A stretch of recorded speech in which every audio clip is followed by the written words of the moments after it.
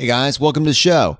For those of you that are finding us for the first time, my name's Jonathan and my co-host name is Brad. Together, we are a pharmacist CPA combination out of Richmond, Virginia. The show is dedicated to life optimization strategies, both focusing on the personal finance aspect, but also on general techniques that you can use to break the hamster wheel and reclaim your time and your life. It's a bi-weekly show on Mondays and Fridays. Mondays, we introduce a new topic or idea.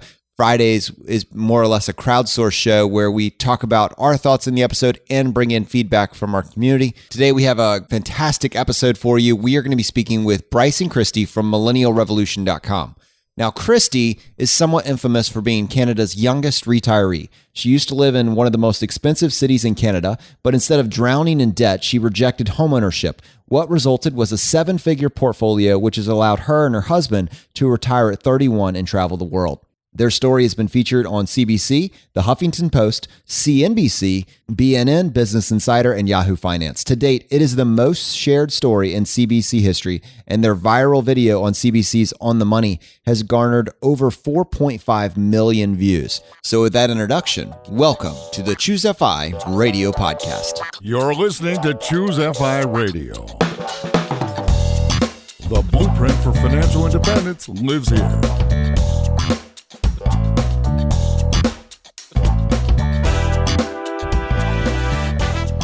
If you're looking to unlock the secrets to financial independence and early retirement, you're in the right place.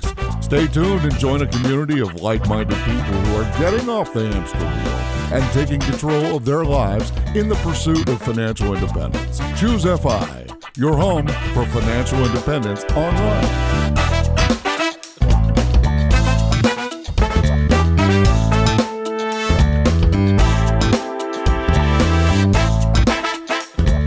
All right, guys. Well, we're super excited to have you on the podcast today. I would love to just hop right into this content and talk a little bit about our main topic today, which is going to be how to break the hamster wheel, specifically in Canada, I guess. But before we do that, we'd love to hear a little bit about your backstory. Christy, how did you discover FI and what really got you on this path? So even though I rant about overpriced housing and all this housing stuff, initially what's really funny is that I was actually trying to buy a house in Toronto because everybody was trying to do that. So we had actually built up a pretty massive down payment of $500,000, and that was actually towards a house. And what actually made me run away from housing, got me really scared, was that we went to a whole bunch of open houses and each one was actually worse than the last. And then there was this one house down the street from us that looked like it was condemned. And there's been times in which we walk by and there's just random holes in the backyard. And there's signs talking about UFOs in the windows and just all sorts of creepy stuff. And then I figured, okay, nobody's going to buy this house. There's no way it's going to be on sale. There's no way. And then one day it actually has a for sale sign. And then when I looked it up online on MLS, I found out that they're asking prices close to $500,000. And I was like, this has got to be a joke. Like, nobody's going to buy this for $500,000. Lo and behold, somebody actually bought it. It sold within a week.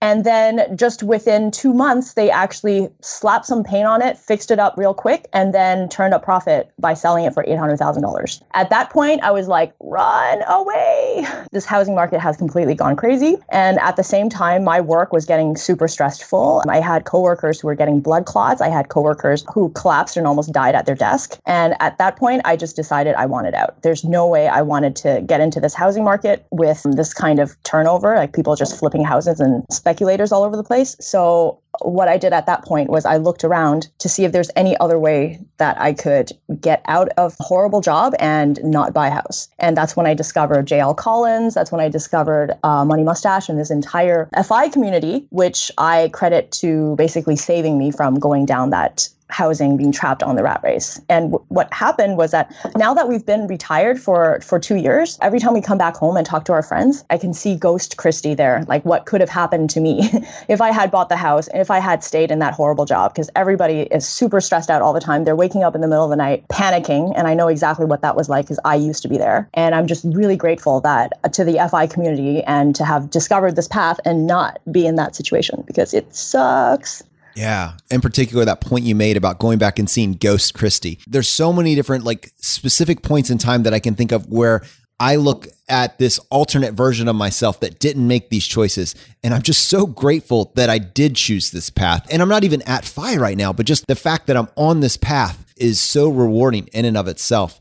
Bryce, what about you? What did this, I mean, obviously you're on a very similar path with Christy, but what did this look like for you from your perspective? I mean, we're both engineers. So when we came up to this whole thing, I was looking at all of this stuff in terms of just numbers, and the numbers just didn't make sense. People were going into so much debt. And Christy was saying people were like dropping almost dead at their offices and stressing out, and they're all in service to this house. And that just fundamentally didn't make sense to me, especially since you could rent so much cheaper in the city. It just seemed like it was a cult. People did not consider the idea that it was okay to not buy a house. And when you make an assumption like that, you start doing weird things. It doesn't matter how much money I have, just corral it together from beg, borrow, steal a down payment from friends and family, and then just buy. Just go into massive amounts of debt and go into as much debt as you can. And that just didn't make any sense to me. So I introduced her to a lot of this FI stuff, and then we're just kind of like, oh, this is much better. Gee, would you rather be a chain to this house for the next 25 years? Or would you like to quit, come travel with me, and then never have to work again? And that was a really easy sell. So my question for you is, okay, you found this FI path after looking for houses, et cetera, but you had already saved $500,000 at that point. So that suggests to me that you guys already had a significant savings rate. Like, talk me through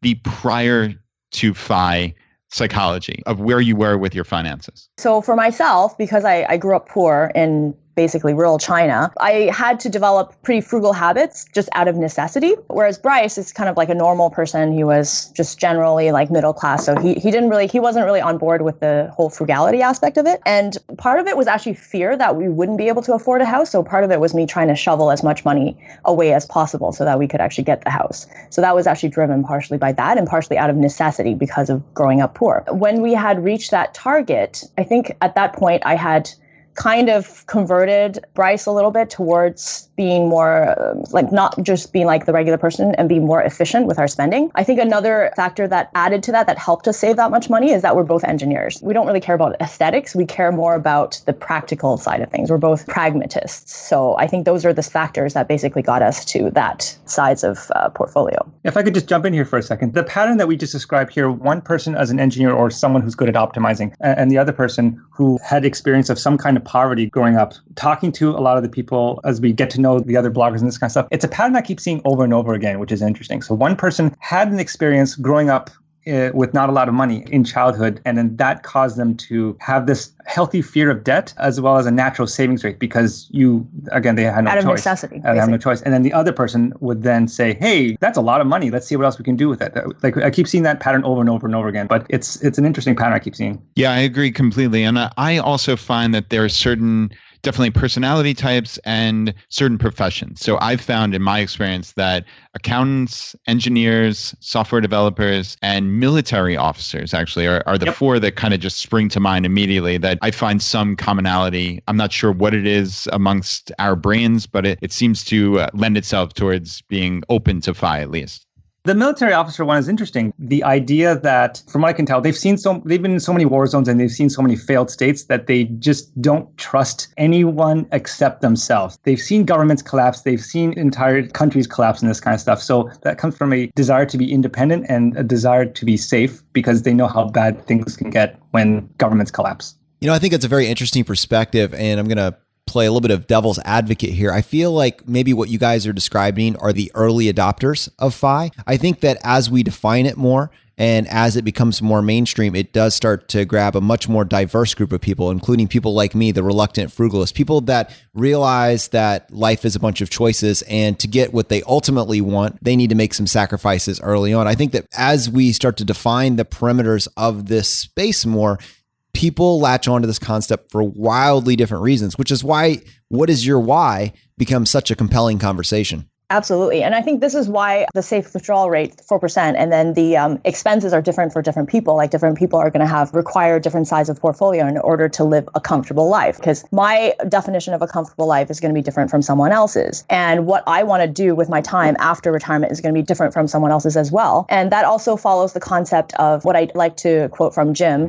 which he likes to call FU money, which is what's more important than retiring. It's the FU money. Because at that point, you can actually decide whether you want to continue continue working and have more of a lavish lifestyle, or you can actually quit and do your own thing. So everybody has their own version of FI and their own version and their own amount of FU money that would make them happy. And basically it's, you find your own path to FI, and there's many, many paths. There isn't just one type. I tell you what, guys, I have a feeling we're going to need a sidebar for our sidebar. I mean, this is a conversation that could go in so many different directions. Let's turn into a multi-part series, because there's a lot of stuff, especially after going to Chautauqua, that we realized about the FI community. There is what I call level zero, which is running away from something that's you don't bad, like. right? Mm-hmm. And that appeals to a lot of people, because I like to say there's like 80% of people hate their jobs and the other 20% are lying to themselves. So that's easy. That's always an easy sell.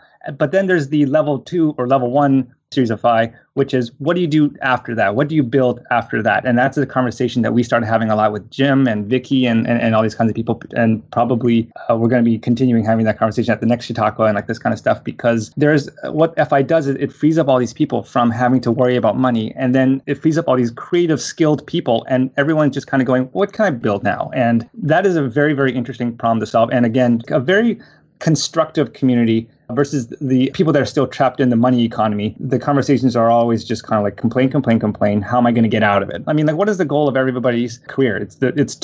it to eventually end. Everyone wants to get to retirement at 65. Well, for a lot of people, they didn't even realize that was possible. Life is so hard. And what I keep telling people is, it's only hard if you don't understand money. If you understand money, life is incredibly easy. If you don't, it is just the most difficult thing to get out of bed every day, and it just never gets easier. But if you understand money, then life is easy. So guys, we have a lot of content that we want to cover with you, but I think before we go any farther, I should set this up by playing a voicemail that we got from David from Canada. Hey, Jonathan. Hey, Brad. My name's David. Recent listener of you guys. I actually found you through the Radical Personal Finance podcast. And once I heard you guys speak on that show, I knew right away I wanted to listen to you and subscribe to your podcast right away. Been listening for the past couple of weeks and just listened to the Why of FI episode today. Wanted to let you know it's just great. So I'm basically a pretty young father of 3 kids, married for about 4 years now, and I'm just working with my wife to get out of debt. We're here in Canada, so the housing rules for first-time home buyers were just changed, and it's not really a good climate to buy a home. We were always dreaming of buying our own place so we could invest money into it and eventually resell it later,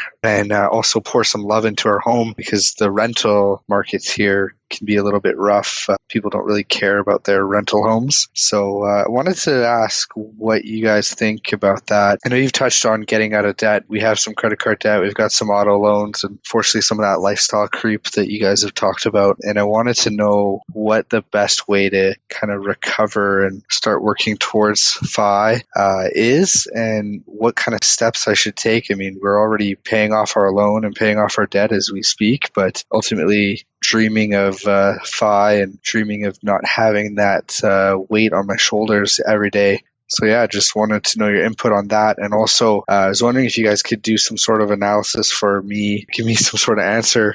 Is it worth it just to keep renting, from a FI perspective, or is it better off? Am I better off going out and getting a 30-year mortgage, and basically being stuck paying that off for years and years? Not really planning on moving my family anytime soon, but just thought I'd check in and see if you had any insight on that. And yeah, I wanted to give you some feedback. You guys are great. Love your show. It's been truly eye-opening for me, and I'm really enjoying it, and I can't wait to hear more. Thanks. All right, so David, first of all, thank you so much for the question. And Christy and Bryce are going to help us tackle this. We want to take the approach and handle this a little bit more holistically, and then hopefully by the end of this episode, really give you a great answer to this question. So I can hear the weight of that societal pressure bearing down on David in this question. I mean, it just comes through on the voicemail. What are your thoughts on this, guys? So coming from Asian background, that you need to buy a house is even more prevalent, because it's gotten to a point where it's basically sacrilegious to not buy a house, like not just renting and not doing that. You get disowned basically within our culture. So for us, it was very, very difficult to stop buying a house and actually do what we're doing, because that's the exact opposite advice that my parents have been giving me my whole life. And not having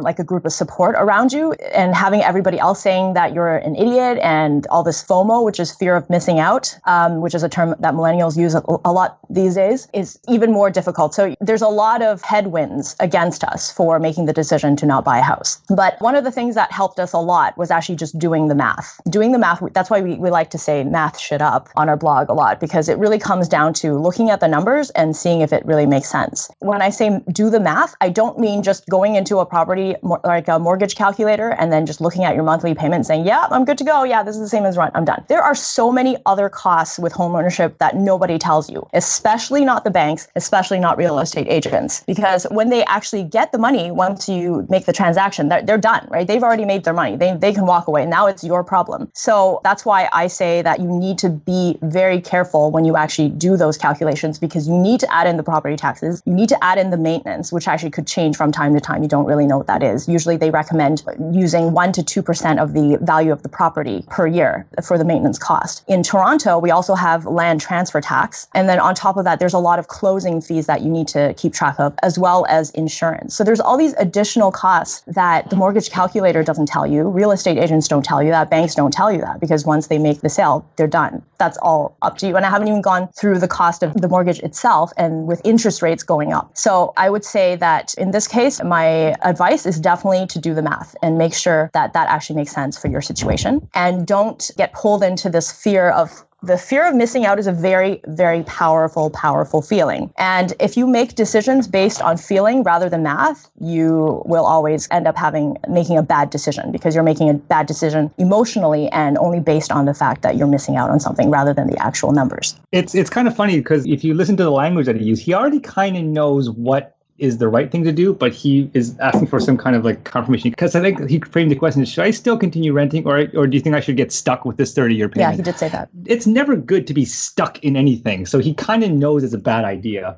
but he's not completely sure, right? I mean, like, that's why he's asking the question. And I think we can riff off the math that you guys have already done. I mean, you wrote an article, Would We Be Richer If We Had Bought a House? And it's kind of a retrospective look at the last 3 years, which is perfect because Canada's home market has been on an absolute tear over that period of time. So I think it would be very interesting to kind of pull some detail from that article. And maybe we can give those to David as just something that he can use looking forward to see how he wants to tackle this problem. Yeah, sure. I mean, like, people were asking us, if we had bought a house during the period of time in which we were investing, would we have come out ahead? And during that time, the average house in Toronto had gone up about $100,000 over the 3 years. So that sounds pretty good, right? But if you actually break down the number of costs that come into owning a home that don't happen when you own a portfolio, like, for example, there's just to sell the thing. First of all, you can't get that equity out unless you sell it. So to sell it, you have to pay a 5% real estate commission. So the case study that we were looking at was the average home in 2012, and it had increased from $500,000, and in 3 years it had increased to about 622. So that's pretty good. That's like a 8% year-over-year gain.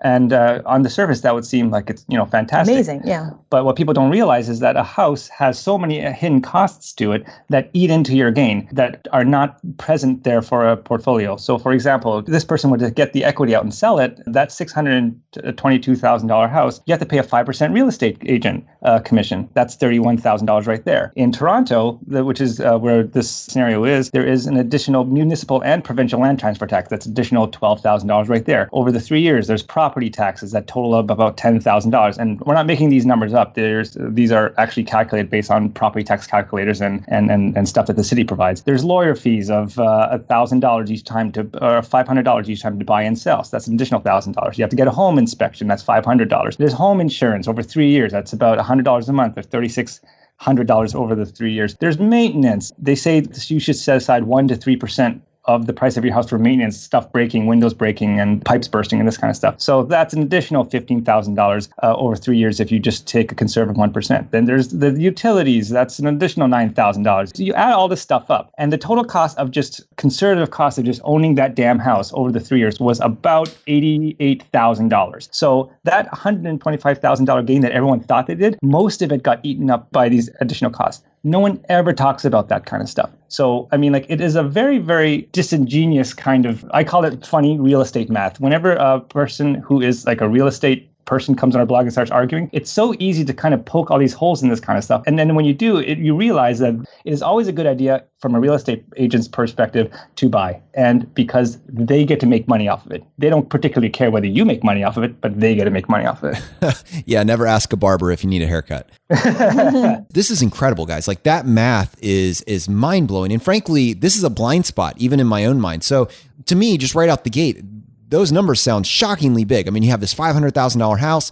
3 years later, it's worth $622,000. That you just made $122,000. And you're sitting there thinking, how could I lose in a housing market like this? The numbers you just spit out, those numbers are remarkably real, right? I mean, that's not just pulled out of thin air. There's some research behind it. Those are reasonable numbers. That's not a straw man. And $88,000 of that profit was just eaten up in these behind the scenes fees that you just don't realize that you're incurring. And that's during 3 straight years of 8% gains. So if you're anything less than that, you're underwater really easily. And that's not even including the fact that many people feel the need that they need to stage their house, that they need to do these beautiful upgrades, that they need to refurnish the kitchen countertops because HGTV tells you that you need to make these upgrades before you try to sell the house. All that goes out the window. So I just have to sit back and say that I am shocked at how bleak that math really is. Yeah, us too. To be honest, we went thought into this. It would go in it would come out pretty balanced. Yeah, we thought it would be like our portfolio rampaged ahead 7-8% year over year during that time. The house did at the same time. Let's see how far. And we didn't expect it to be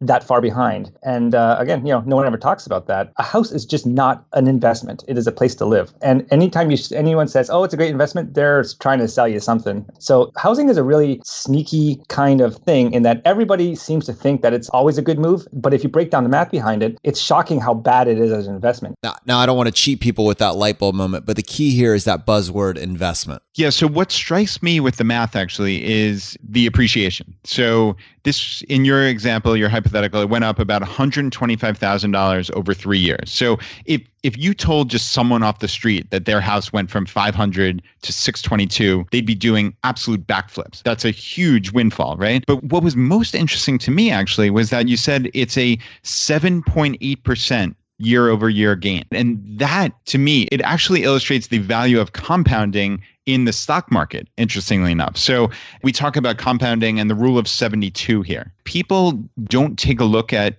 long enough timeframes. So if you had $500,000 invested in the stock market, and theoretically, it grew on average 8%. And that's kind of the general number we use here at ChooseFI. You would anticipate that $500,000 to double after 9 years. Right, because that's the rule of 72. You take 72 divided by the percent return, and that gets you the number of years. So in this case, 9 years. So you would expect that $500,000 to go to $1 million in 9 years. Now, I don't know about you, but no housing market I've ever been in do I see housing prices double in 9 years. So almost by definition, somebody's looking at this and saying, wow, $125,000. But that's only 7.8% return, which is about what we'd expect in the stock market, which is fascinating to me. Yeah. And another thing that I forgot to mention here was that this analysis was done assuming that you just took that amount of money in cash. Like you bought a $500,000 house with cash. There is no mortgage in this thing. As soon as there's a mortgage, this 8% year over year gain becomes negative. Yeah, that is absolutely astounding. So everyone needs to do the math. And I think that's my next question for you guys is, so David calls in and like you said, he is kind of alluding to the fact that he knows it's not a good idea to get quote unquote stuck with this, right? But how would he do the math? So you guys show the real estate commissions and all this stuff, but how would someone just who's trying their best to figure this out without needing a PhD in mathematics, like how would they compare rent to homeownership? Like where does it make sense, I guess, to buy a home? Is there an instance, like how do you walk people through that math? Okay, so for deciding to buy a home, we usually like to use the 1% rule. I think Paula Pant has mentioned this on her blog before on affordanything.com. So basically, the rent should be 1% of, like the monthly rent should be 1% of the cost of the house. And she actually breaks down the math to say, because she is a real estate investor, so she has a lot of experience in this. And she actually breaks down the math to compare it with the stock market and the opportunity cost that you would lose if you were putting everything into a home and you were incurring all these costs. And so that is the rule of thumb that we like to use. the 1% rule. So, for example, if you can rent a place for $1,000 and you're thinking about buying, really you should be only looking to buy a place for $100,000. So what that rule does is it forces you to have a really conservative view of how much home is a good deal. And what that does is it compares it to how much you could afford to live there as rent. So that's the rule that she uses to buy houses, and she is actually able to make money on housing because she only looks at properties that she can acquire for really, really cheap. I think that's the difference in the FI community and the difference in this conversation. It's all about how you're framing it. And it's that word investment. When you're talking about purchasing a home, if you're saying my home is a great investment, no, it's very likely that your home is a garbage investment. It could be a great place to live. It could be a great choice for you for providing a place for your family, and it could allow for a lifestyle that you want to have. But I think the FI community latches onto the idea of, do you really understand what the word investment means? Because obviously, based on the numbers you just showed,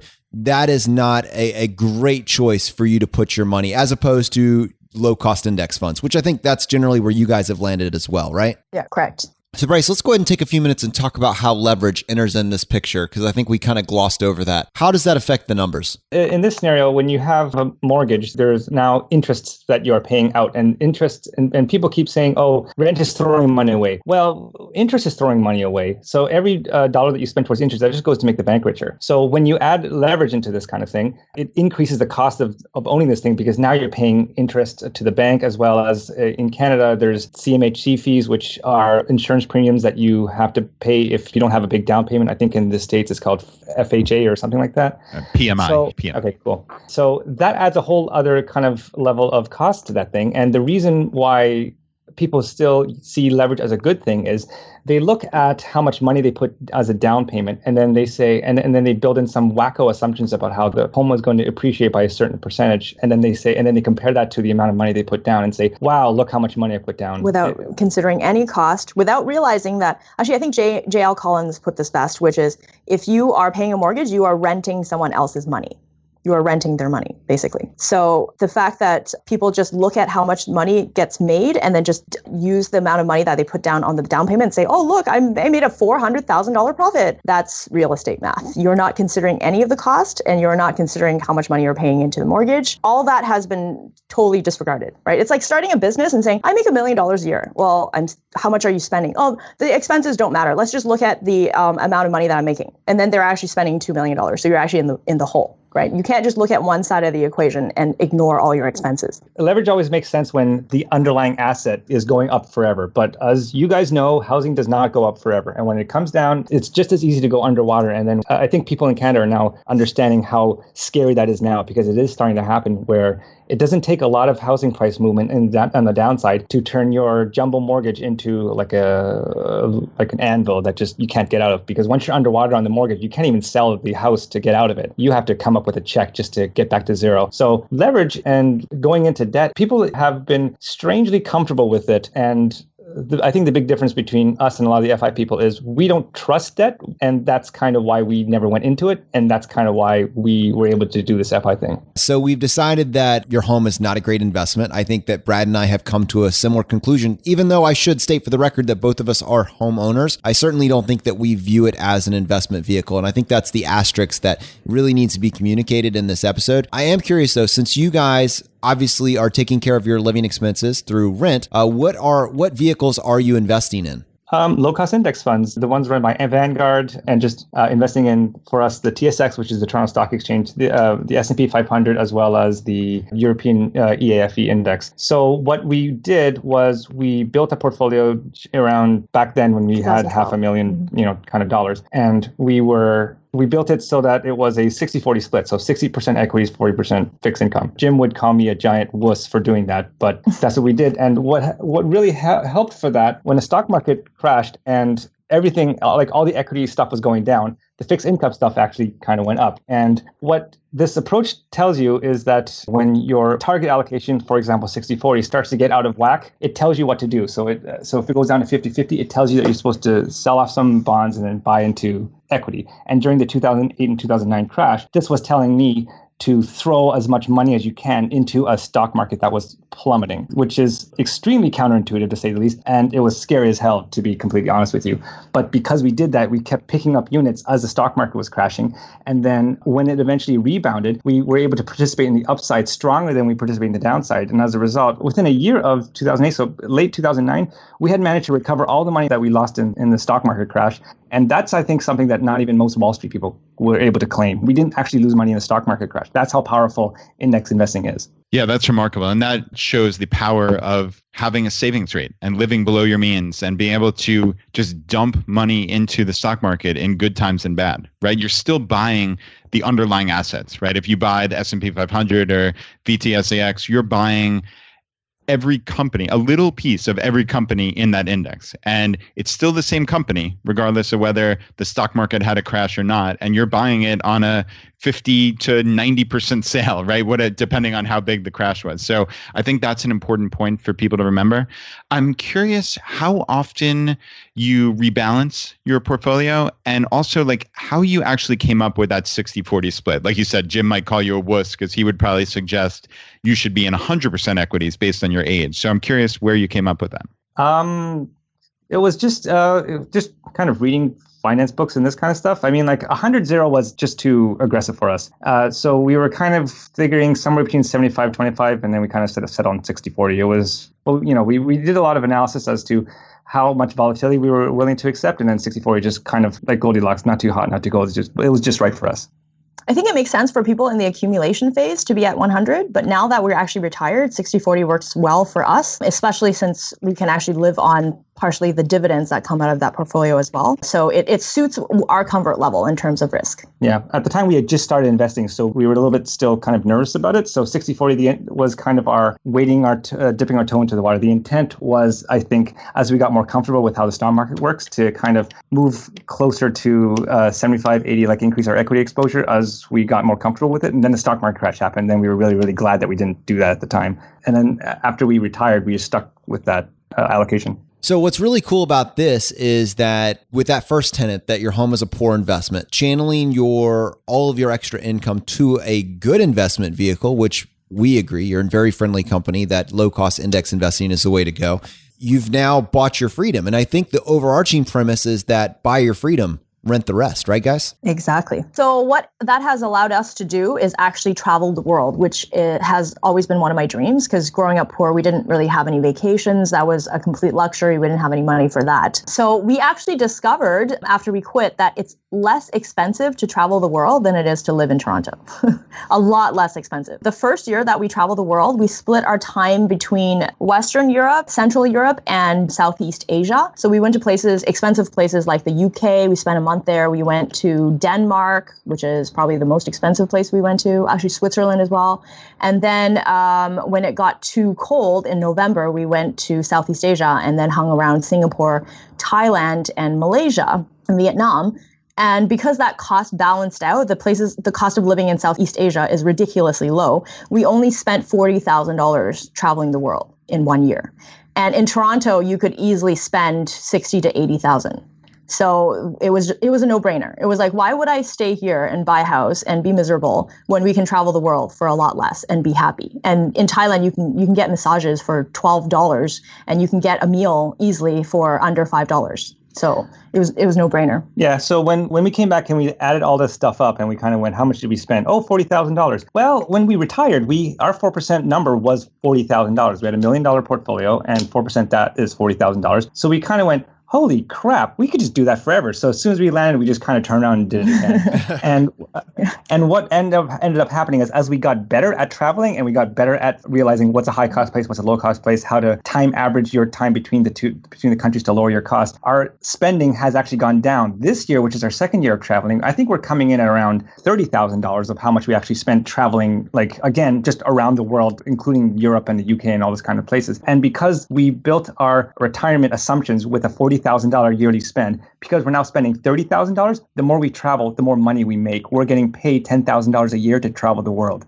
That's insane, isn't it? That is remarkable. And that's a total reframing. So to everybody else, to the watching world, the outside the FI community, You guys are spending $40,000 a year on travel. Are you crazy? Who does that? That's insane. In the FI community, your life costs $80,000 a year because you refuse to be flexible. We embrace flexibility. And as a result of that, our life only costs $40,000 a year. And we can pick up and follow the weather to the best possible place to be at any given month of the year in any given country of the world. And at the end of the year, just by looking at our personal capital account, we see that we got paid 10 grand to do this, to embrace this lifestyle. And you guys aren't living in a little hut either. No, they're like, to give you an example of what the cost of living is like in places around the world that people haven't been to. People are so used to living in Toronto and then they're paying their like whatever, $1,500, $1,800 a month rent. We go to Thailand and it's a brand new condo, a new build. It has a swimming pool. It has a sauna. It's walking distance to everything. And it only cost us $575 a month, or maybe like $450 US. It's just,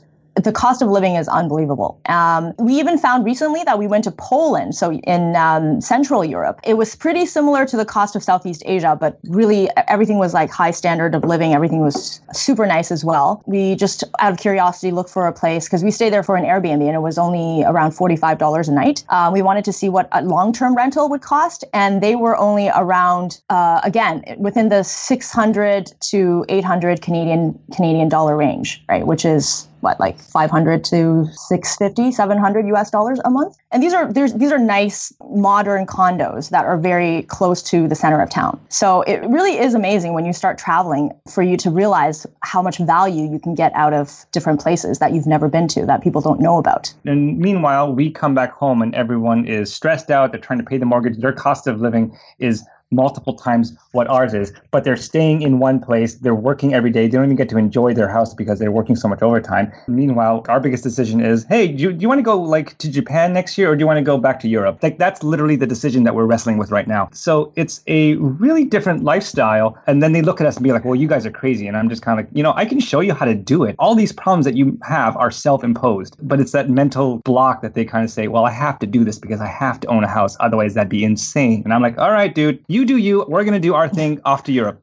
Yeah, and that's the definition of the hamster wheel. They're just paying for these things that they don't get to use because they have to work all the time. That's just absurdity of the highest order. And I'm curious, Bryce, has anybody ever taken you up on it? Has anybody ever said, wow, that's interesting. Can you teach me how? Surprisingly, in our actual group of friends, some people are trying to learn from it as well. But for the most part, most of our friends back here are still like, oh, I wish I could do what you do. And then it's like, you can, right? And then they kind of go, no, I can't. Back to the hamster wheel. It's just bizarre. But in terms of people that we meet in the FI community, people who write into our blog who are actually curious about this kind of stuff, we'll break down their numbers and be like, here's your pathway to do this kind of stuff. And they go, oh, well, that wasn't so hard. No, it's not that hard. That's what we keep trying to tell people. We're not doing anything crazy here. We didn't buy Apple stock at $2. We didn't start $1 billion business from in our garage. All we did was we made slightly different choices that are accessible to you. And the biggest mental block that people have is that, oh, I have to own a house. And I'm just like, when you break that assumption, all the rest of life becomes really, really, really easy. But they just don't want to do that. And I'm just kind of like, okay, fine. If that's what makes you happy, great. But they're not happy. They complain incessantly about how expensive everything is here. And I'm just kind of like, you can just come with us. And then they're like, no, it's frustrating. But you know what? There's only so much you can do by lecturing somebody.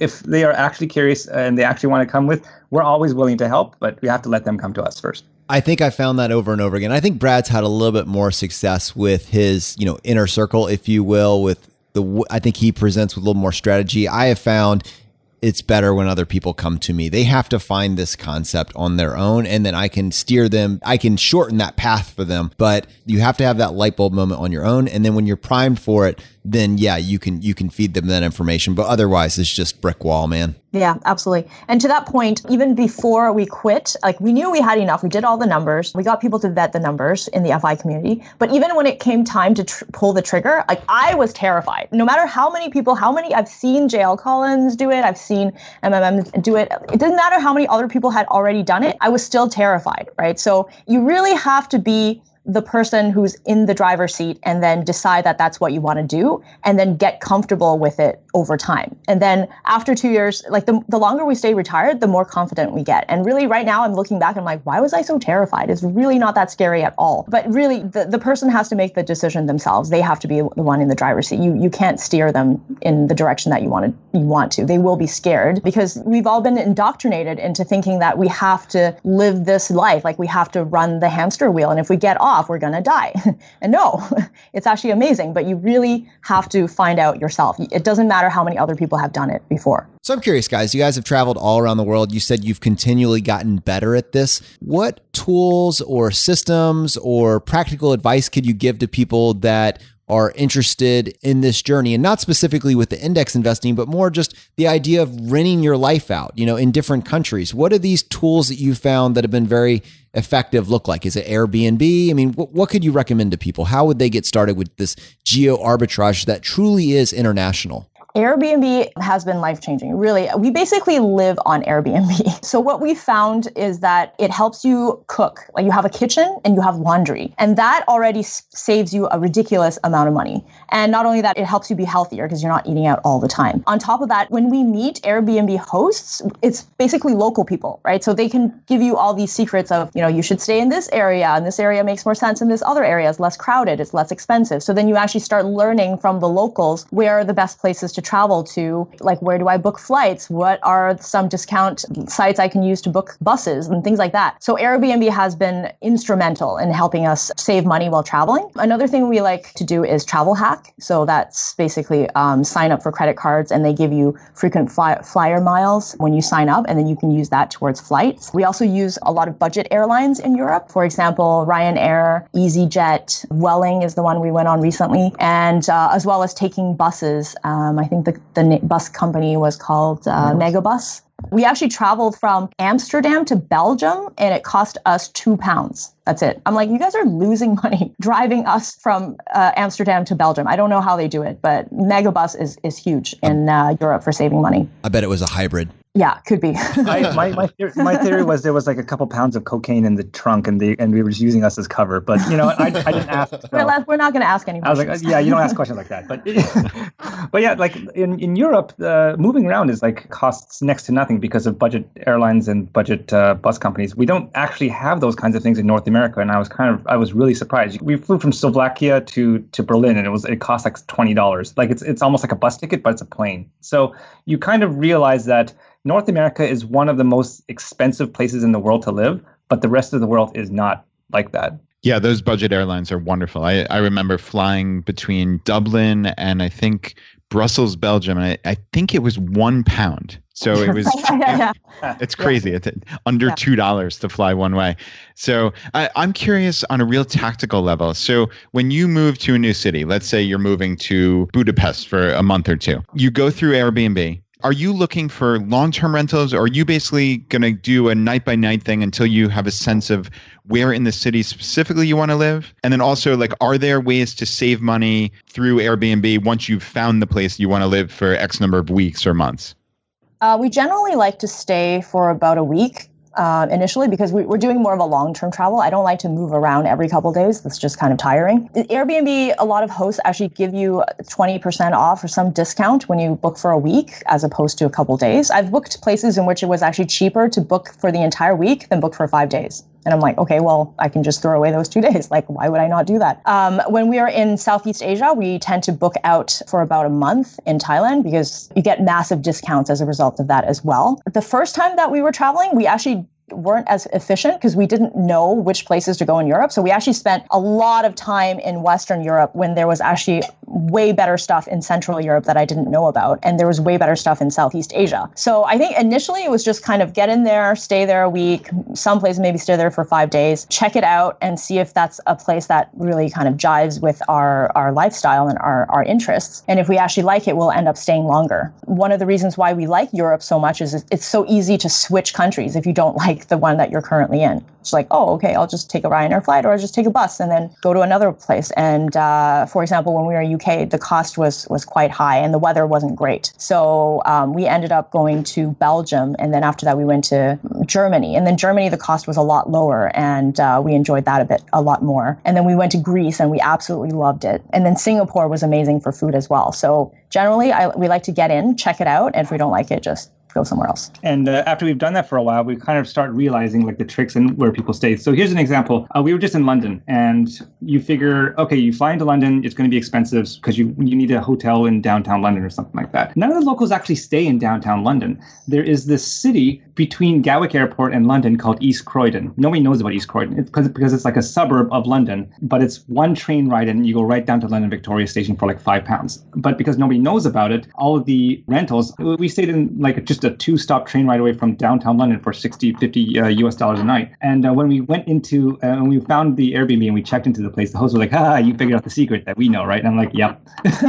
So you figure out these kind of weird price anomalies that you wouldn't normally see if you're in Europe. And after a period of traveling, you know all this kind of stuff in your head, and then you can take advantage of it by booking longer periods of time in low-cost areas that still gets you all of the cool stuff that you would see from from living in downtown London. Yeah, and I think that's a huge advantage of doing long-term travel, because when we were on vacation, we didn't have time to find out any of this stuff because we just get like a packaged deal for the 2 weeks, right? And then that's not in the travel agency's interest to give you the best value. They just, throw everything in there, and whatever it makes them money, they'll just sell you a package, right? So that's one of the things we discovered, that when you actually can stay there longer and then talk to the locals and figure these things out, you can actually optimize.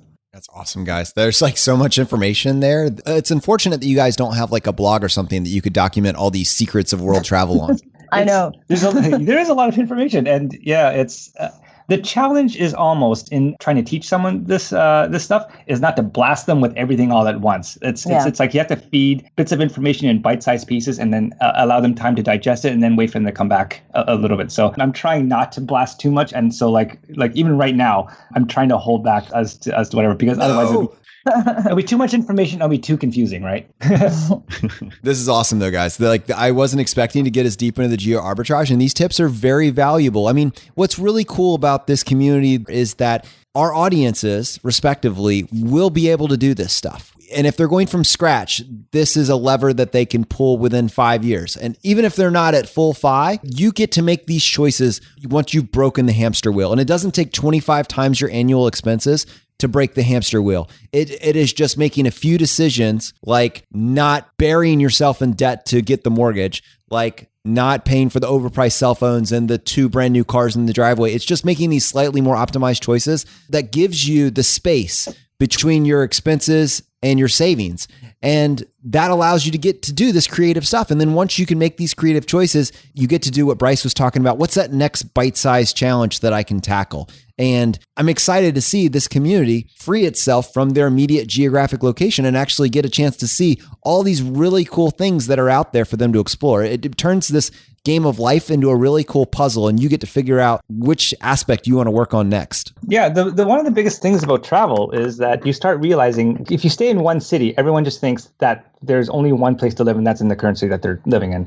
When you start moving into other cities, especially when you start moving into other countries, you start to realize that other countries do things in very different ways. The assumptions that you had before were not universal. So, for example, we have a lot of American readers. We actually that's the biggest demographic that we have, despite the fact that we're Canadian. And one of the biggest things that they worry about is health insurance and health costs. And you go into a hospital and it's all of a sudden you have $10,000 of medical debt. And that's a really big concern for them. So they kind of go, I'll never be able to retire because of that. And then when you realize that, by the way, no one else in the world are medical costs that high. When we were doing the Shitako and someone asked us this question, they were like, what do you do about that? And then I was like, well, I had to get my teeth cleaned at some point in Mexico, and I had to go to a doctor in Thailand. I had to do an EKG at some point, and it cost me, $30 for the cleaning and $40 for the EKG. And I could see the American people in the audience just glare at each other, and they're like, what the hell? And I'm just kind of like, yeah, like medical costs, no one else in the world actually worries about it to the extent that you guys do. But if you were to live in other countries, like that worry is just gone. You have like, there is insurance, but it's not nearly as expensive as it is for you guys when you are living in the US because your medical expenses are so high. You don't realize this kind of stuff until you start traveling. And then you start to say, oh, this other country, this is better than where I'm currently living. And this other country, this is actually better. And then you start to realize, oh, hey, there's actually other ways to live besides just where I grew up, right? And Bryce, that speaks to just expanding your horizons through travel, right? Like that's a much larger point, that your little myopic look on the world is gone when you travel to, in 1 year, like you guys do, to many, many different countries. You're seeing all different cultures and people and realizing that just people are people, no matter where they are, no matter where they came from. So I think that's like an important point for people to remember, is this really does expand your horizons. So I just wanted to put a bow on that for sure.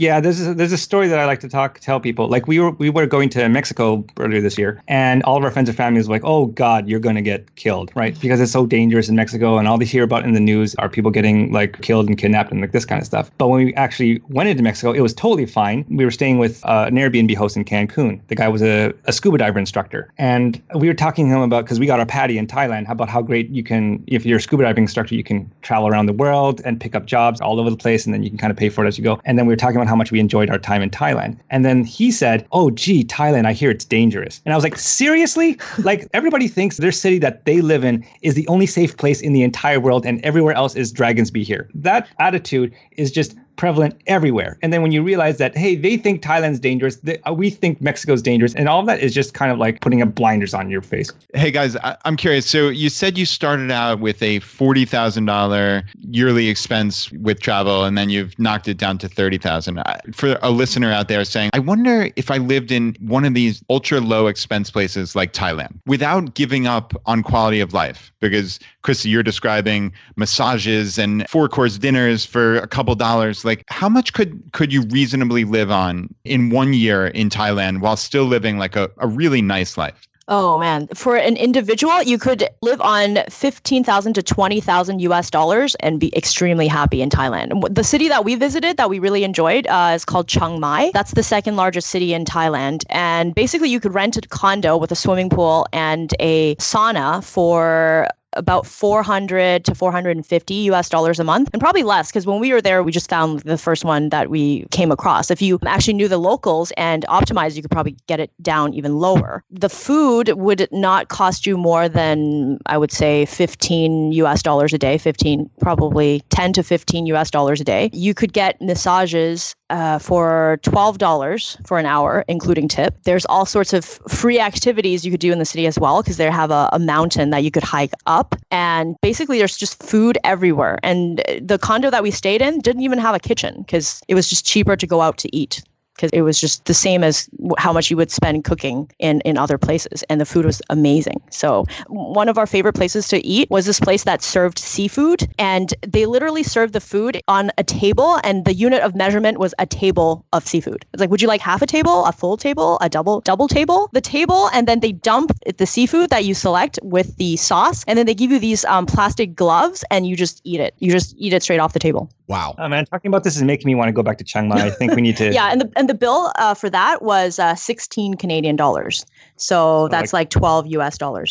Yeah, probably for a table of seafood. For a table full of seafood. For the two of us. For the two of us. And there's even cheaper places. Like, I mean, like we were in Cambodia, and in a city called Sihanoukville, everything there is on the US dollar, but everything there is dirt cheap. I mean, you can get a beer for 50 cents. You can rent a room in a hotel for $100 a month, US dollars. And there's actually a community of expats, like I think they were like British and Canadian expats, that figured that all kind of were passing through Cambodia for one reason or another, and just being like, holy crap, I could live here for next to nothing. So there's like an enclaves of Canadians and Americans and Australians in Sihanoukville in Cambodia who have all figured out the secret that it's just kind of like, with just the money in my savings account now, I could live here forever based on the interest and this kind of stuff, right? So it's a really, like, you really start to learn how there are other ways to live out there. And it's really not that expensive. Yeah, we actually met this couple in Vietnam who were from Australia. And they said that when they were in Australia, they were struggling because the guy had a very stressful job in IT, and he had to have like open heart surgery because he almost died from just the panic attacks and the stress. And he said that he needed to make a change.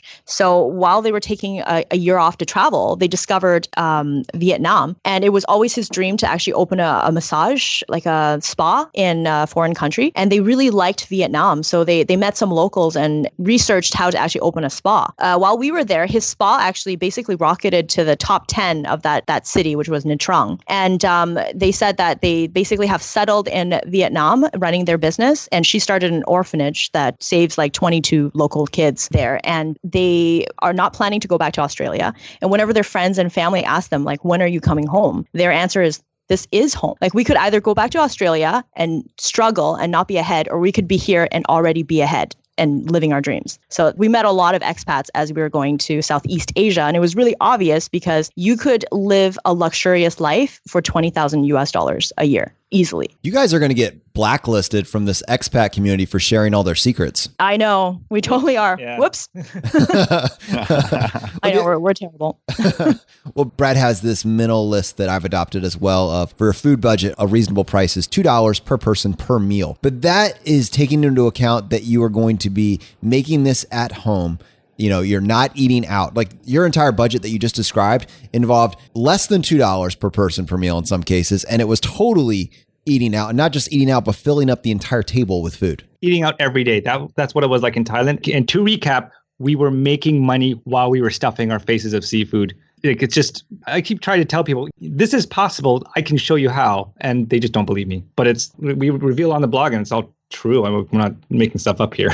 Yeah, and it's just challenging that orthodoxy, right? Everybody has these preconceived notions that to live the X dream, right? The American dream, the Canadian dream, you have to buy a house and live in the suburbs and have 2 cars and go on expensive vacations every single year. Well, if you're just a little more optimized, you can save a significant amount of your money. I mean, you guys retired at right around 30, right? I mean, how long could you have worked for? 8 years, something like that? Yeah, 9 years. We retired at about 31. Yeah. That's not impossible. It doesn't matter if you started at 22, that's fine. That would be all well and good. But anybody listening to this can start today, right? You can make these changes and just challenge those hangups, challenge the orthodoxy, and make a change. And who knows, 9 or 10 years from now, you could be traveling with Christy and Bryce somewhere throughout the world. Like, it sounds silly, but it is extremely possible. And we're trying our best here to get that through to you. It is doable. You just have to take action. Yeah, that's what we emphasize as well. We did not, and repeat, not hit any home runs. We did not buy Apple at $2. We did not start up like Snapchat or something like that. We took some pretty pedestrian moves of, I don't think I'm going to buy a house. I'm just going to keep renting and saving money in investment accounts. And as a result, we set a record in Canada for youngest retiree, but we didn't even do anything heroic. Everyone could do this. It's really cool. And I think what you guys have done is continue to challenge the norms that society tells you have to do. And in particular, I see your focus being on this idea, first of all, that you have to get a STEM job. You have to buy the house. You need to be the loyal employee that works in the same career for 40 years. And then at some point down the road, you can retire in the United States with Social Security or with your pension in Canada, or some cases in the United States. And you guys have just flipped that on its head, and everything gets more interesting. And so I'm curious, one, going back to our initial question of David, who's in this position, what would your advice be for him and for his growing family? You know, he's working on paying down these debts. He's just discovered the FI community. Do you have any general thoughts or feedback that you would want to pass on to him? Well, the solution for getting out of debt is never take on more debt. So continue paying off debt and learn about how to invest, learn how to use low-cost index funds, learn how to project how far you are from retirement, and do that. Money isn't complicated, but you do have to learn about it. You don't get that knowledge by default. So use the blogs like ours, use your podcast, keep learning and soaking in information, and you'll eventually be able to figure it out. And if he wants more specific advice, because we don't have the actual numbers, write into our site and then we'll do a reader case study on him, because that's what we do. on our site. Christy, anything you want to add to that? So basically, my advice is to not follow the fear of missing out sentiment. All the real estate agents pushing houses at you, your friends saying you're going to miss out on all this gain. You need to really just decide for yourself, because when you make emotional decisions, you have to live with that for the rest of your life. Whereas a lot of the times when other people are pushing really, really hard for you to do something, it's really for their own interest. They are really afraid that their house is going to go down and they need to be part of this big bubble and they need everybody to be on board. There's usually some kind of reason why they're doing that. So I would say don't fall into the FOMO mindset and make your decisions based on numbers, not based on emotions. I think that's so fascinating, in particular with regards to the idea of everybody is trying to sell you something. What is so compelling to me about our FI community and the different bloggers that we referenced in this podcast, and that you guys, obviously have great connections with on your site as well, as we don't have anything to sell you. We're just saying, hey, the water's great over here. We're having a great time. Come join us. Your life will be better. And I think that, to me, that is something that initially I kept looking for the weak spot. I'm a very skeptical person. And when I heard this idea that you can retire early, I was thinking, what's the trick to this? And there just isn't one. It's just the math works for you. Yep. We just want Exactly. we just want other people to be just as happy as we are. That's our motivation. Because when you don't care about money anymore, like, you don't have to go out and sell stuff that you don't believe in, because I don't care. I don't need any more money. And to that point, this is why we keep getting on a daily basis all sorts of offers for sponsored posts, basic credit agencies trying to get people into more debt. We say no to all those offers. It doesn't matter how much money they offer us, because that's not, once you have enough, that is not what drives you anymore. What drives you is, how can I give back and how can I help other people, rather than my own naked interest of making money or my own naked interest of keeping the value of my home up or my portfolio. None of that stuff matters. And that's why I think the FI community, it's so easy for us to get along with each other, because we really don't want anything from each other. You really know that people are just there to be authentic and to have your best interest at heart, rather than just pushing things at you because they need a commission. All right, guys. Well, this was a lot of fun. We actually did cover a lot of ground. I'm very excited about how this came together. But before we let you go, we want to give you the chance to tackle the hot seat. Are you ready for this? Yep, let's do it. In a world drowning in debt and rampant consumption, trapped by the chains of lifestyle inflation, these questions highlight the secrets of those who have broken free. Welcome to the Choose FI Hot Seat.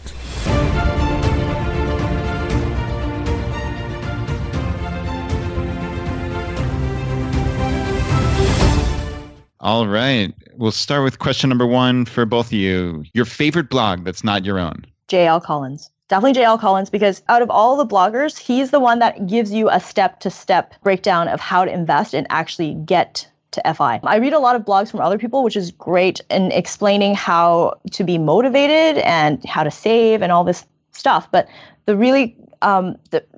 JL Collins has this way of breaking down investment advice that's easy for you to digest and is very practical. So I would say JL Collins. Yeah, same. When we met up in Chautauqua, we got along famously for exactly that reason. He's one of the people that actually breaks down the investment side of it and tells you step by step how to actually do it. Because there's so many financial advisors out there that really don't have your best interest at heart, trying to sell you things that really just make them commission rather than teach you how to invest. And Jim just excuse my language, but just cuts through all the bullshit. Yeah, I love that. And I think it's valuable to point out how much you appreciate and like what Jim's doing, but aren't necessarily doing the exact same thing as him with regards to maybe your allocation, with regards to maybe the specific fund you're in. And I think that's a valuable point to people, that what Jim laid out for us was this simple path to wealth, this kind of framework approach, your baseline of investment. And I found that incredibly valuable. It has de-stressed my life in a very tangible way. And you don't need to agree with him on 100% of exactly what he's doing to still benefit from the framework. The other half of that is, I appreciated what you were saying about financial advisors. And I think it's very interesting because I believe you guys actually either do use use a financial advisor or have used a financial advisor. And I'm curious about your perspective on that. Yeah. So our financial advisor is actually independent. So he's not actually working for any of the big banks. And the reason why we chose him is he has a similar philosophy to Jim's, which is he wants to, like, he basically advocates for index funds, which is unheard of when it comes to financial advisors. He doesn't need the money. So he's independently wealthy. He's basically FI. So he's not working for the banks and actually pushing product. And the first time we met him, he actually called us idiots, which is perfect because I'm very skeptical whenever someone's like, oh, you're a genius and we could do all sorts of these tricks for you and get you 20% returns. And I just do not trust any of those snake oil salesmen. So with our advisor, he actually told us, because originally we were trying to do dividend investing and we were trying to just focus on the returns on the dividends and not focus on allocation and not thinking about indexing at the time, because right then I think we were trying to copy Derek Foster's method of flat out index investing. So he actually picked out a lot of holes in what we were understanding in our strategy. So that helped a lot. Yeah, so the short answer is his name is Garth Turner. He's also a blogger. He runs a blog called Greater Fool. He's also financially independent. It certainly would not seem to be a great plan to rely heavily on a financial advisor that was paycheck to paycheck. Exactly. Yeah, absolutely. The industry is rampant with conflicts of interest. So we use him because he also gives us like a tax advice. He's also published author. So he gave us advice on how to publish our first book.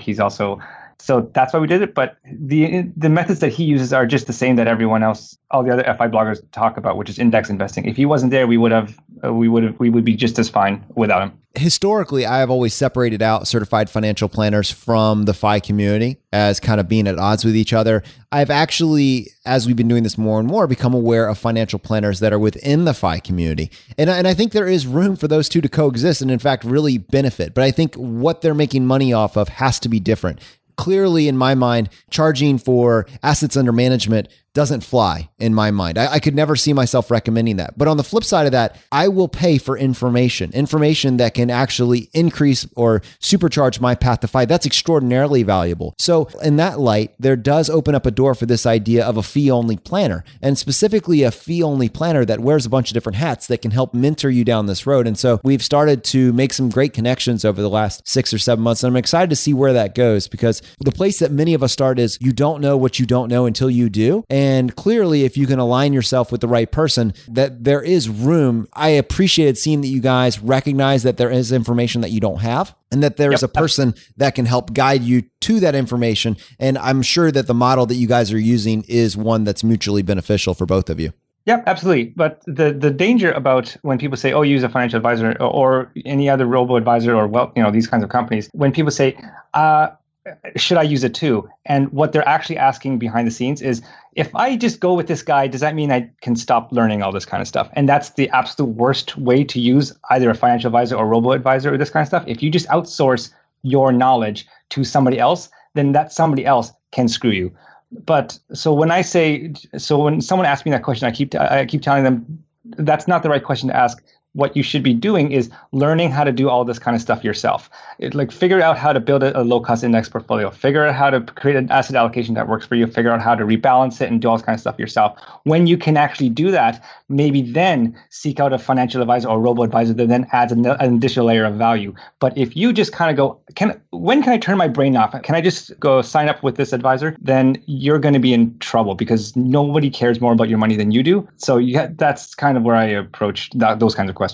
And this also speaks to not being doctrinaire about anything. I think that's what Jonathan and I try to be open-minded here. And, you just talked about hiring a financial planner, right? Like that's something that, while is generally looked down upon in the FI world, you just made a compelling case for someone adding value to your life. And of course you're going to pay money for that, right? Like I'm a CPA. So I theoretically should know accounting and tax, but it's a huge industry and there are certainly holes in my knowledge. So I'm actually personally hiring Keith from The Wealthy Accountant to help me with some consulting issues, because he can add value to my life and save money. So, that's something that I'm not embarrassed about one iota, because I'm learning in the process and I'm helping become wealthier and get to FI quicker because of spending that money. So to me, that's an absolute no-brainer. Absolutely. And sometimes it's all about having somebody who's there to guide you and having that support as well. Because some people, the worst thing you could do is just sell when there's a market crash, just freak out and sell everything, right? And some people, they know how everything works, but they would like that person to kind of talk them off the cliff and be like, okay, this is why I shouldn't sell at the bottom of the trough. And this is a long-term game. And I need to get into that mindset. So sometimes it's helpful to have someone who actually has your back and someone who isn't trying to screw you by selling you all these bad products to just make you understand during that time, because it is really scary and nobody will really understand how they will react when there's a market crash for someone to talk you off that ledge. Question number 2, your favorite article of all time. And this can be one that you wrote or somebody else's. I'm going to have to go with J.L. Collins again. Why Your House is a Terrible Investment. And I don't think I have to explain why I love that article. It's just like when I read that, I was like, okay, this is like, he's my spirit animal, clearly. Like we're extremely aligned on everything in this article. And I love how the comments, I think it generated over 200 comments and just had so much discussion over people who came on the blog and just started arguing about how that's absolutely not true and pride of ownership and bada and things that have nothing to do with math. It was just extremely entertaining to read. How about you, Bryce? I mean, like that kind of inspired the kind of thinking that we had towards the site. And then when we launched this, the funny thing is we became friends with Jim because he saw the video that's on the top of our site where Christy is in front of a camera and basically yelling at boomers. And the funny thing is Jim's a boomer. So I figured, so he wrote back to us, he's like, haha, this is awesome. And then let's talk. And then we started like Skyping with each other like regularly and this kind of stuff. And I'm just kind of like, wait a minute, didn't we spend that entire video yelling at you? And then he was like, yeah, but you were yelling at us. You were yelling at me for the right reason. So at that point, I knew we would be best friends. We'd be BFFs. All right, guys, question number 3, your favorite life hack. Okay, so favorite life hack actually comes from one of Bryce's ex-coworkers. So the life hack is the past doesn't matter. What do we do now? And this coworker of his actually came from a war-torn zone. He lived there growing up. And basically the advice was when something really bad happens, like when you have no time to actually think about what's happening because people are dying and there's war, all you can do is just pick up a bucket of water and just put out the fire and do what it is that needs to be done to help at that point. You can't be blaming people. You can't be pointing fingers. You can't be like reflecting about what happened, because at that moment, you just need to do something. You need to realize what it is that you need to do. And this became really useful advice at work, because whenever people started pointing fingers at each other, which inevitably happens whenever there's a software release, something would go wrong. And then the QA team would blame the developers would blame the business analysts, they would blame the project managers, and it would just be a huge mess. But then when in the midst of all this blame, you're not actually doing anything to solve the problem. So I found this to be the best piece of life advice I've ever heard, because anytime that we run into an issue, for example, like when we have a problem with the flights or when we have a problem with accommodation, there's no finger pointing. There's no, oh, you should have taken care of that. And why did we not look at another place to stay? And why did we mess up on the flight? It didn't matter. At that point, it was just like, stop. We don't care what happened in the past. What do we do now?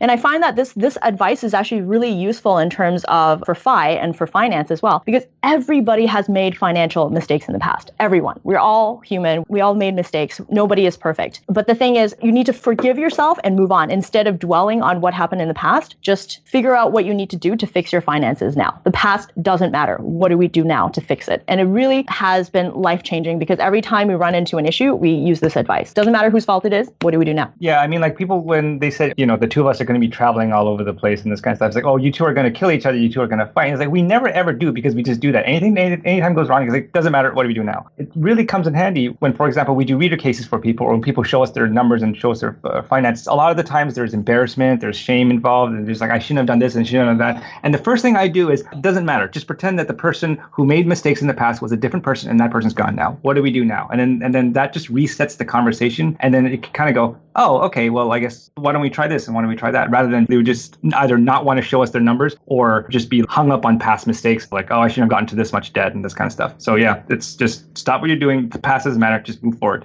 All right, question number 4, your biggest financial mistake. Okay, so I've actually written a post about this. It's called Confessions of a Former Purse Addict. And people are quite surprised when they read this article. They're like, really? You? So back in 2010, after we got married, I started having this obsession about Coach purses. And that was when I was in my buying phase, where I was getting this basically hit of dopamine to my brain by buying these purses and researching them online and things like that. Fortunately, a lot of them were actually returnable. So I think I got up to my 5th purse. And then at that point, I was just like, wait, why am I doing this? Like, this is not, I don't need all this stuff. Like, it's the consuming part of me that's taking over rather than the creating part. Because at the time I was trying to write a children's novel. So at that point I kind of snapped out of it, and then I went back to writing. But that basically just shows that anybody can be susceptible to all this marketing, like all the marketing on the internet, and basically your friends trying to show you that you're missing out on this great thing. So I would consider that probably my biggest financial mistake. But luckily, it didn't really do that much to my budget because I just returned a lot of the purses. It also strikes me that the flip side of that is even cooler, and it's how quickly your interest can be changed. And if you can get that dopamine fix from maxing out your 401ks or from just firing on all your 5 cylinders, you can get dopamine from things that actually advance your financial future, in a really, really cool way. Exactly. And that's the thing. When you're actually creating, you end up having this, like, it's this energy and happiness that keeps going, versus when you're consuming it, it's very short. It's a short fuse. All of a sudden it's gone, and then you have to get more, right? So that's what I discovered back then, that it was a lot better to create than consume. Bryce, anything to add to that? No, I mean, that's why I wanted to start her, because her story is more interesting. For me, it just, I would honestly just kind of go, I didn't really, just out of kind of coincidence, I didn't really step in it too badly. The only thing I would really change is maybe actually go 100, with a higher equity allocation back then, and in 2008, because it would have bounced back a lot higher. But you can't complain too much after not losing any money in 2008. So I don't have too many things I regret from that period. No, don't be embarrassed. Brad and I are making a wall of fame of the few people that have been able to successfully say, I don't think I really made any financial mistakes. It's a short list, man. You're on it. Cool. Yeah, we're up to a couple now. Very, very nice. So, all right. Question number 5, the advice you would give your younger self. I think it's okay to make mistakes, especially when it comes to starting and investing. They get really scared, and they go through this kind of analysis paralysis kind of thing, where especially when you start investing, there's so much stuff going on. There's so many, do I buy this mutual fund? Do I open up this brokerage account? What do I put inside of a 401k, or what do I put inside of a Roth IRA, and this kind of stuff? And because there's so much seemingly complexity to investing, it makes people just kind of freeze up and say, I'm not going to deal with this now. Maybe I'm going to deal with this next year. And that's actually the exact wrong way to do it, because what you want to do is you want to get in there and try it. And you want to make mistakes early on in your career, and when there's not a lot of money involved. And the longer you kind of delay that figuring out how money works, the worse off shape that you get, or your retirement gets delayed because you were doing things that it takes more time to compound. And that just, it hurts everyone. So it's just go ahead, try it out, make mistakes, and then learn from them, and then recover. And that's kind of what I think I would tell my younger self. Nice, guys. We do have a bonus question for you guys. Your favorite purchase made on Amazon.com last year, or if not Amazon, I guess, an alternate third-party online vendor. Honestly, probably our plane tickets to Chautauqua, because that was best spending ever. that was the coolest thing I've ever had a privilege of participating in as a speaker. And once we did that, and we realized how much we enjoyed, actually just, face to face, helping people with their finances and this kind of stuff. We're just kind of oh man, we got to do this more. All right. Well, maybe that'll be an opportunity for us to explore in the future, give you some more opportunities to do case studies on the Choose FI podcast, maybe in the future. But we're going to be seeing you guys soon, maybe at FinCon, right? Yep. And then I hear rumors that maybe you're going to be joining us at Camp FI in Florida next year. Is that a possibility? Yeah, we're still figuring out the logistics on that one, but definitely for FinCon. All right, guys. Well, before we let you go, there's a ton of people that are for sure going to want to connect with you guys, not only to our Canadian audience that is very interested in your take on their specific situation in the housing market, but just generally speaking, this reframing of the problem that you guys have tackled. And what is the best way for people to get in touch with you? So they can email me at firecracker.revolution@gmail.com, or they can go to the website at www.millennial-revolution.com. The millennial has 2 N's, just in case. Some people spell it with 1 N. Yep. And we'll definitely link that up in the show notes, so don't worry about that. And yeah, we'd love to have everybody keep in touch with you. It's a wonderful blog. It's absolutely hilarious, so definitely check it out. Awesome. Thank you so much for having us. Thanks for coming on, guys. And thank you for being a part of the Choose FI community. If you want to support us, here are 4 easy ways. 1, leave us an iTunes review. If you want to do that, just go to choosefi.com/iTunes. 2, use our page to sign up for travel credit cards. If you want to travel the world with miles and points instead of your hard-earned dollars, then just go to choosefi.com/cards and get started today. 3, if you're working on the milestones of FI, set up a personal capital account to track your progress and use our affiliate link. It's completely free, and just go to choosefi.com/PC. P as in Paul, C as in cat. And 4, and most importantly, find your friends, coworkers, and family members who might be open to this message and tell them about the podcast. Have them start with episode 38, The Why of FI, and right behind that, have them go listen to episode 21, The Pillars of FI. It is a fantastic starting place. All right, my friends, the fire is spreading. We'll see you next time as we continue to go down the road less traveled. You've been listening to Choose FI Radio Podcast, where we help middle-class America build wealth, one life hack at a time.